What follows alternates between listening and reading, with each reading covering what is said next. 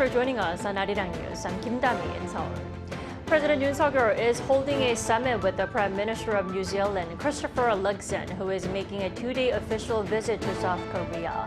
The two sides are looking to tighten bilateral relations and seeking ways to deepen cooperation in areas of common concern and interest. Two Russian ballistic missiles hit a military academy and a neighboring hospital in eastern Ukraine, leaving at least 50 dead and more than 200 injured. Major tech firms, including NVIDIA, led to a huge U.S. stock market sell-off on Tuesday after tepid economic data worried investors over the health of the economy. We begin in Ukraine. Russian forces on Tuesday conducted a massive airstrike on a military training facility, killing at least 50 people and injuring more than 200 others. Lee Seung-jae has more. In one of the deadliest single attacks since the start of the Ukraine war nearly 2.5 years ago, Russian airstrikes on a Ukrainian military educational facility on Tuesday killed at least 51 people and injured 219 others. According to Ukrainian President Vladimir Zelensky, two ballistic missiles struck the facility located in the city of Poltava, as well as a nearby hospital. The head of the city's military administration said that at least 10 residential buildings were damaged at the military educational facility. The Associated Press said that the facility had been training communications and electronics officers, as well as drone pilots. The Ukrainian Defense Ministry said the missiles struck as people were evacuating after air raid sirens started blaring and called the attack barbaric. Meanwhile, Russian President Vladimir Putin concluded his state visit to Mongolia, an International Criminal Court member nation. The visit by the Russian leader, who had an arrest warrant issued by the ICC for his war crimes in Ukraine, is raising the issue of the court's limitations. The visit took place despite Mongolia being obligated to arrest Putin upon his arrival. Pundits say that Mongolia was highly unlikely to execute the arrest warrant on Putin, given the fact that the country has a high dependence on Russian oil. 95% of its oil imports come from Russia. Over in Kyiv, 4 cabinet members have resigned from their posts ahead of a reshuffle. 4 ministers resigned on Tuesday, including Deputy Prime Minister for European Affairs Olga Stefanishina and Minister of Strategic Industries Alexander Kamayshin, who had a significant role in boosting arms production for Ukraine. Other resignations include the Minister of Justice and the Minister of Environment. President Zelensky said last week that a cabinet reshuffle was taking place soon, while the head of his party in the parliament said Tuesday that half of the current ministers were likely to be replaced. Lee Seung-jae, Arirang News.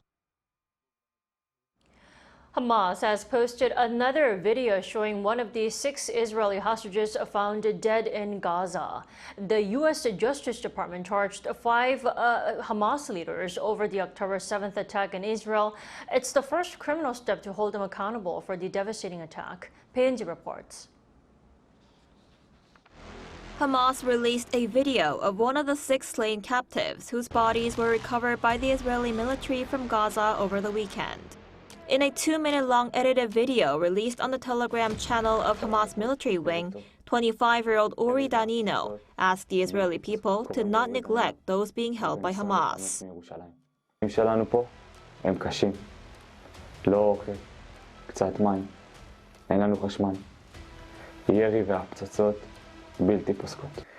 This comes a day after the militant group on Monday night first released a video of one of the murdered hostages, 24-year-old Eden Yelosami, who had been working as a bartender at the Nova Music Festival on October 7th, on the day she was kidnapped by Hamas.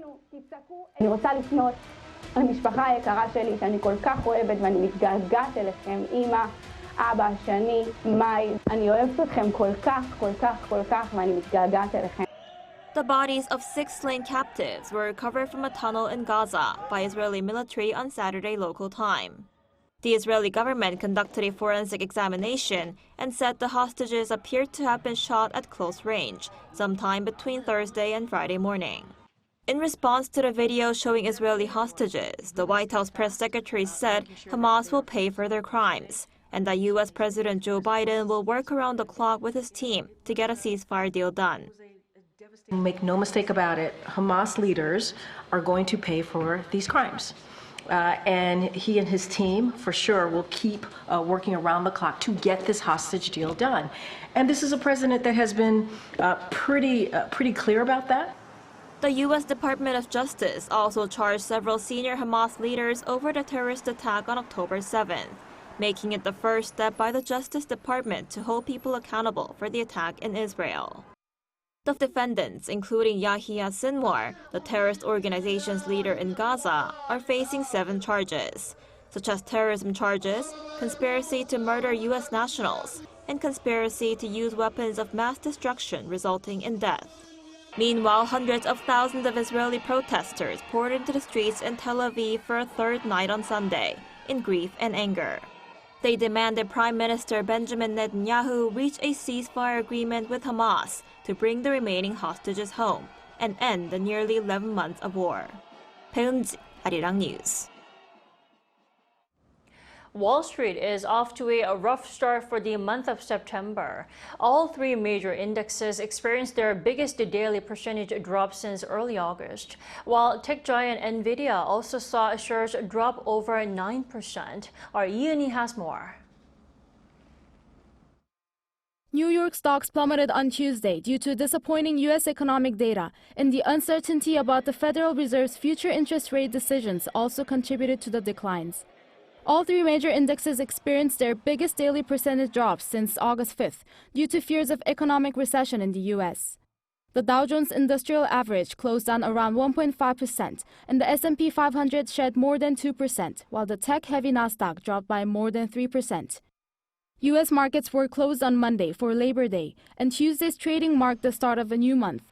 Tech giant Nvidia saw shares drop over 9% to close at $108, the largest single-day market value loss for a U.S. company at around $280 billion. The AI chip maker was the weakest performer among the so-called Magnificent Seven stocks, reaching its lowest point since August 12th. In early August, stocks fell sharply due to concerns about a U.S. recession. The S&P 500 fell more than 7% before recovering, and all 3 major stock indexes ended August with gains. The U.S. government will release its August jobs report on Friday, marking the first major economic update of the month. Additionally, Wall Street may face seasonal challenges as September has historically been one of the weakest months for markets. Yoon, Arirang News.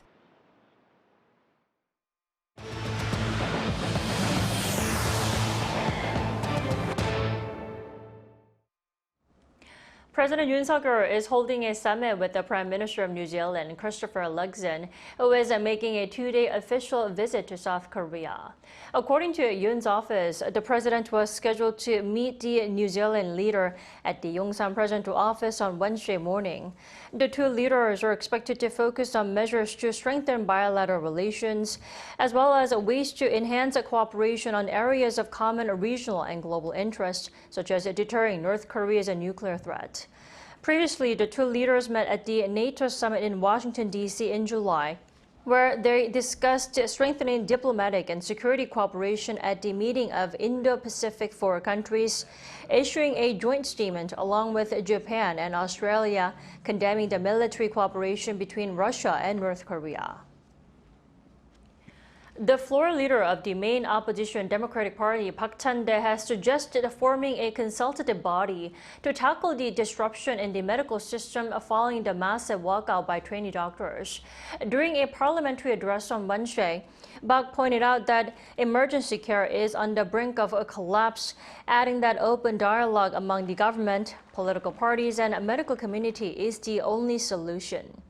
Regarding a slowdown in domestic demand, Park emphasized that providing economic relief vouchers is the key to stimulating a recovery in consumption.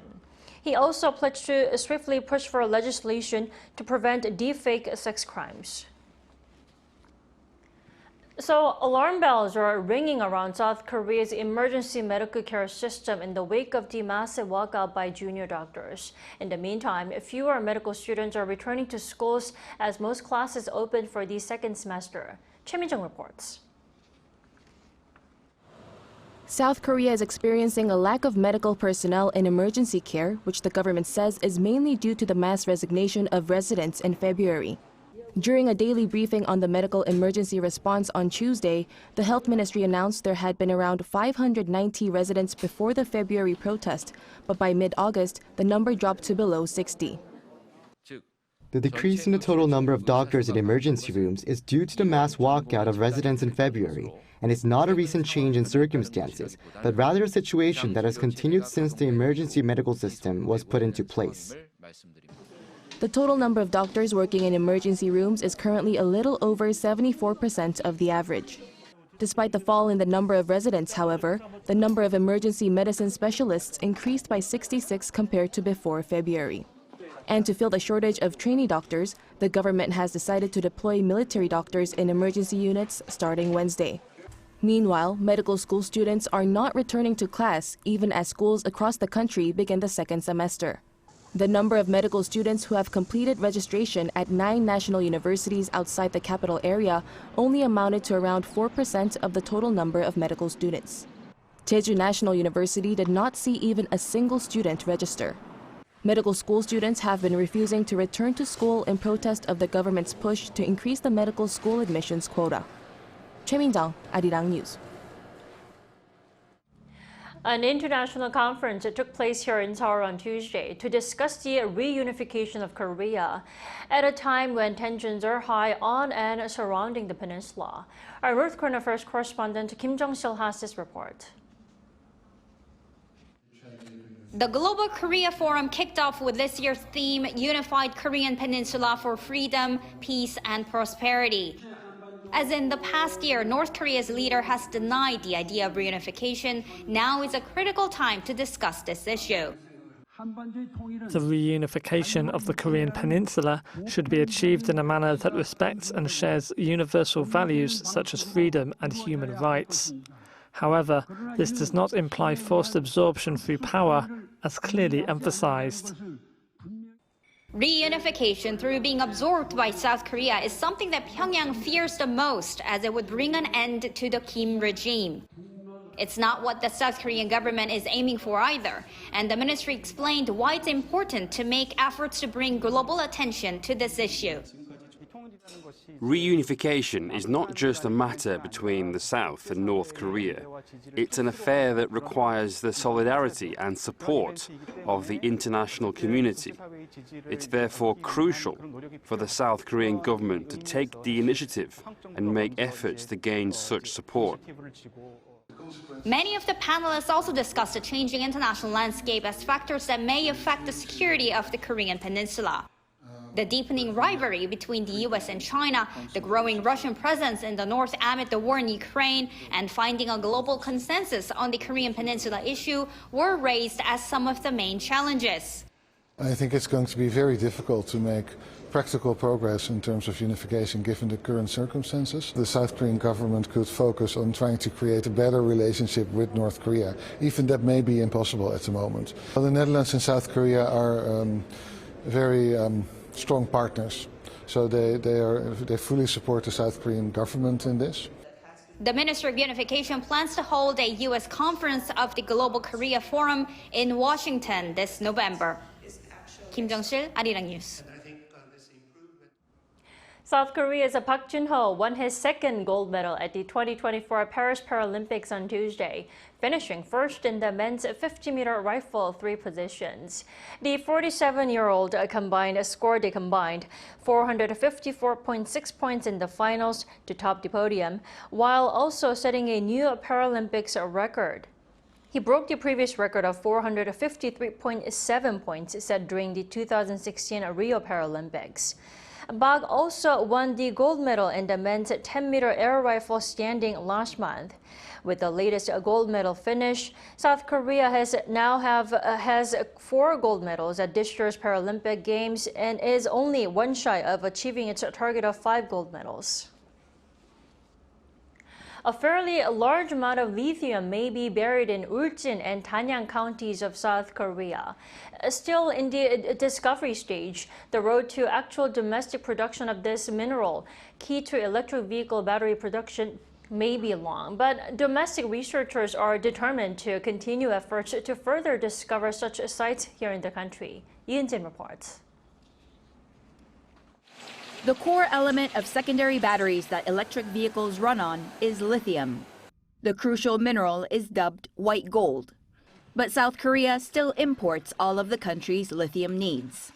But now, after examining 12 likely sites across the country, the Korea Institute of Geoscience and Mineral Resources may have found 2 mineral deposit locations that could have large amounts of lithium.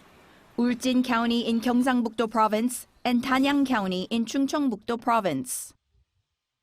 이 지역에서 얼마나 좀 리튬이 많이 보존되어 있는가를 그 양을 꼭 확인을 해야 되기 때문에 저희가 지금 한 50m 간격으로 시루를 지금 쭉 채취를 해야 됩니다. The mineral deposit discovered in Uljin County is nearly 60 meters wide, and its location is near the Podium mine, a major mining site in the 1940s and 50s. But the problem is that these reserves cannot be drilled to confirm lithium content due to environmental protection codes. This area is the protected Kumgangsong pine grove. We've had discussions with the Korea Forest Service, but the final answer is no drilling. The possible deposit site in Danyang County is on land owned by small domestic companies. Samples have shown that the quality may be lower than what would be extracted in Uljin County, but drilling may be possible if an agreement can be reached with the landowners. There is a company that Bill Gates has invested in. It has data scientists and geologists. Now we're hoping to conduct an exploratory drilling in collaboration with that company. The institute said in addition to the 12 locations explored this time, their artificial intelligence has selected another 35 possible mining locations, which it hopes to visit and examine this year to determine the potential amount of lithium content. Yoon, Arirang News.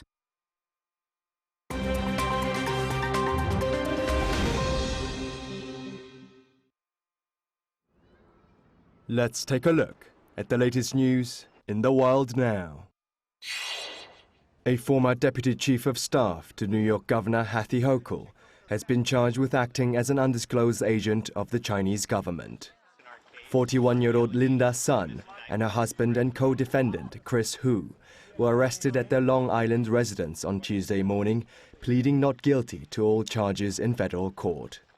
Sun, who has worked for the New York state government for over a decade, including as an aide to former Governor Andrew Cuomo, was charged with violating and conspiring to violate the Foreign Agents Registrations Act, visa fraud, alien smuggling, and money laundering conspiracy, while her husband, Hu, mainly faced charges of money laundering, bank fraud, and misuse of identification. According to a federal indictment, Sun, quote, acted at the order, direction, or request of Beijing in return for millions of dollars in kickbacks for personal gain. Sun was sacked almost 2 years ago after the office of Governor Hochul discovered evidence of misconduct and reported it to the authorities. A boat carrying dozens of migrants capsized off the French coast in the English Channel on Tuesday while attempting to cross the channel from France to Britain. French Interior Minister Gérald Darmanin said that a pregnant woman and several children were among the 12 confirmed dead so far. The French Coast Guard reported that over 50 people have been rescued off Cape Grisnez near Boulogne-sur-Mer and that 2 remain in critical condition. Local officials said that the victims are believed to be primarily of Eritrean origin, but that they could not yet specify the exact nationalities.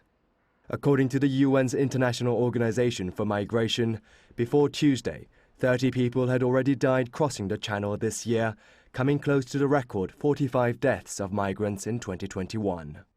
French Interior Minister Darmanin said that the French authorities were preventing 60% of small boat departures, but urged the UK and EU to agree on a treaty on migration to deal with the issue. UK Home Secretary Yvette Cooper described the incident as horrifying and deeply tragic. In France, a 71-year-old man is on trial over allegations of drugging his wife and inviting dozens of strangers to rape her in their home over a period of nearly a decade. In a case that has shocked the country, prosecutors said the husband, named Dominique Pellicot, offered sex with his wife on a website and filmed the abuse after drugging her unconscious. 50 other men who allegedly took part have also been accused of rape, all facing up to 20 years in jail if found guilty. Pelikon's wife, who is now 72 years old, had apparently been entirely unaware of the alleged rapes that took place at their home in the southern French town of Mazan due to the drugs until police told her about them 4 years ago. The trial, which opened on Monday, is set to last until December. New Zealand's government announced Tuesday that it will almost triple entry fees for tourists to $100 New Zealand dollars, or around $62 US. According to the National Party-led coalition government, the so-called International Visitor Conservation and Tourism Levy will come into effect from October 1st. While the country's domestic tourism industry has criticized the higher tax for making New Zealand incredibly expensive to visit, New Zealand's Minister for Tourism and Hospitality said the increase would contribute to high-value conservation areas and projects and improve visitor experiences on public conservation land. A $35 New Zealand dollar tourism levy was introduced in July 2019, but the government says it didn't cover costs associated with a large number of visitors. Kim Seong, Arirang News.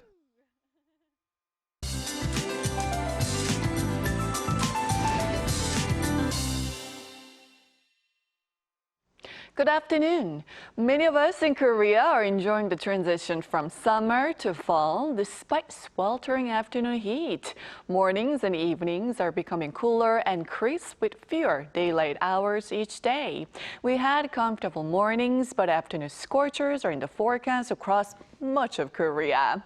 Bright sunshine will shine down during the day, boosting UV rays to a very high level in most parts today. So don't forget to apply a good amount of sunblock before heading outside. Wearing sunscreen is just as important in the autumn as it is in the summer. Meanwhile, Jeju woke up to another tropical night this morning, and certain parts of the island are forecast to see afternoon rain. Highs should hover around the low 30s, going up 32 degrees in Seoul, Gwangju, and Daegu this afternoon. On and off showers are in the forecast for the latter half of the week, but afternoon heat looks to stay through the beginning of Chuseok holiday next weekend. That's Korea for you, and here's a look at the international weather conditions.